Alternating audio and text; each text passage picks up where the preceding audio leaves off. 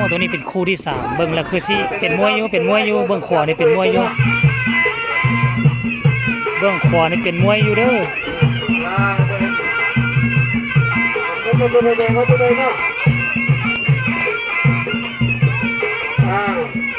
มันหลอกเก่งมาจะไปหลอกกันแล้วเด็กพวกมันที่2ตัวไหนออกแล้วนะเป็นนั่นแล้วมันบวกกันแล้วเด็กต้องมันแล้วปีเข้าอีกเป็นมวยอยู่คนสปีเข้านะมีดีนะครูไปคุณดีนะเอาละ3 คู่ก็รุด3 คู่เลยก็จำนี่นะมาเบิ่งไงได้ไว้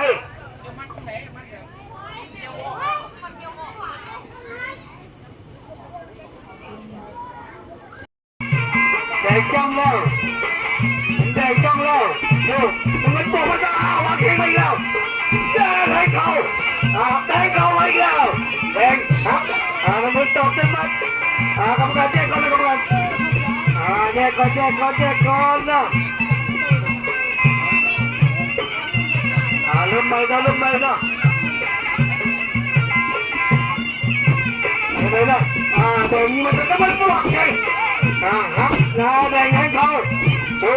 พอจะทิ้งแล้วคุณกันนะไปดูเลยทั้งด้วยนะวางเก่งแดงพวกมันถึง2มาเป็นกระบอกขึ้นแล้วสลับมันชอบขาย้ำมาแล้วเขาบุกเจอติดเป็นตาวางเก่งไปแล้วนะแดงเอาลงดิ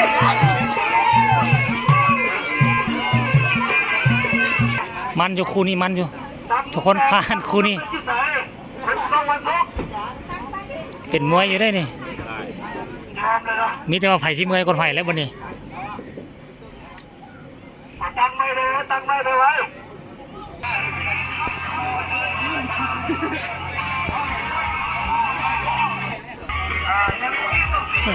2 คนนี้มีแต่2เซียวเว้ยไอเลี้ยงก็ได้บัดฟังนี่มี2 คน3 คนมูคู่กับเจ้าแต่ว่าโอกาสผู้นี้จะชนะมีสูงเพราะค่อนข้างว่าเป็นมวยเนาะมีทั้งเข่ามีทั้งอย่างต่างๆในเรื่องอยู่แต่ว่าผู้นี้ก็บ่ธรรมดาแต่ว่ารอท่าเบิ่งว่าผู้ใดจะเมื่อยกอไผ่เท่านั้นแหละเวลาพักเยอะนะเดี๋ยวบอกว่าเวลาจะเอาไอ้คือพวกเจ้าเนาะยังมันวางเก่งส่งมาบนทำเนาะมันโดนอะไรเขาเนาะ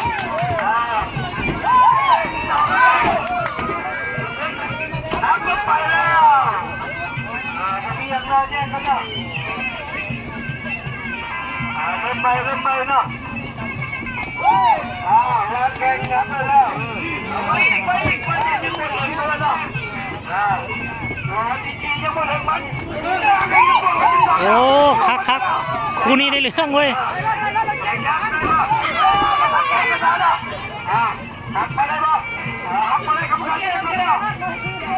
ถ้าคนบ่ได้ฝึกมวยมานี่ออกมัดบ่ได้ดีขนาดนี้เนาะ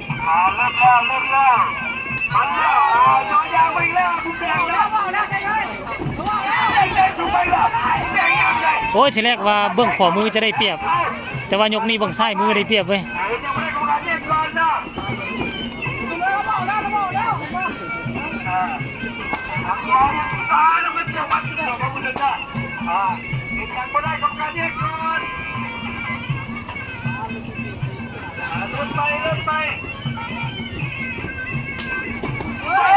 โอ้ยแลนจะหับมัดเว้ยเอาสิลงหรือบ่ลง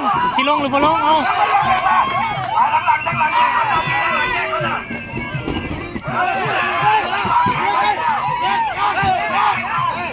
โอ้ยกล่องเสียบ่ธรรมดา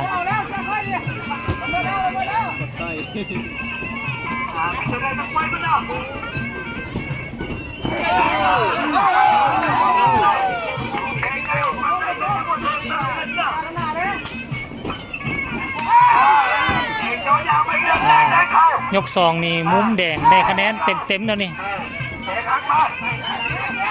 จะมาได้กรรมการแยกคนละแยกคนนะไปสลับกันไปไอ้มวยคนนี้มันสลับกันไปเนาะแข่งไปแล้วแข่งแล้ว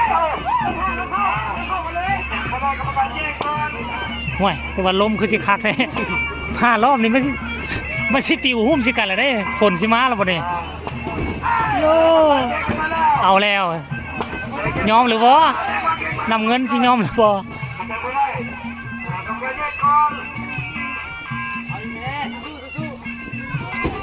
โอ้บ่ได้เบาๆได้แต่คนเตะกันบัดนี้เอาแล้ววันนี้เอาโอ้ดูเดือดมาลุ้นยกสุดท้ายใครจะชนะทุกคน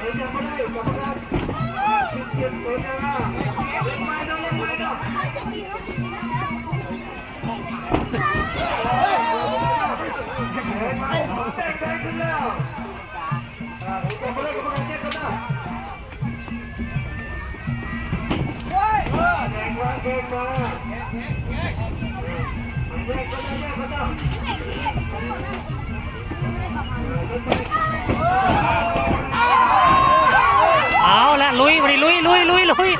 โอ้สงสัยมุมแดงชนะแล้ววันนี้ยก2กับยก3มุมแดงเก็บหมด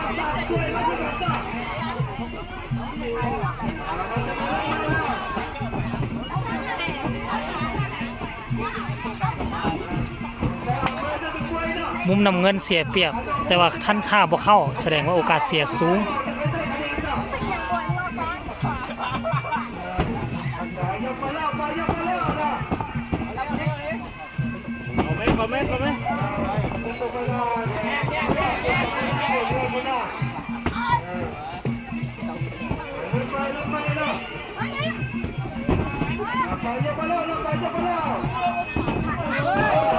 เอาโอ้โธ่เกือบน็อกหลายครั้งแล้วนะแต่ว่าก็ยังยืนอยู่ได้วังกี้นี่จะว่าเหือปิวซะเว้ย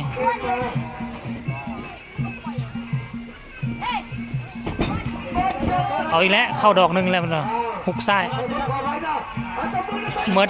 ยกทุกคน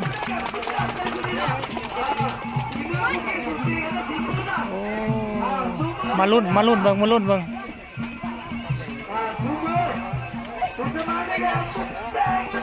มุมแดงชนะทุกคนตามคาด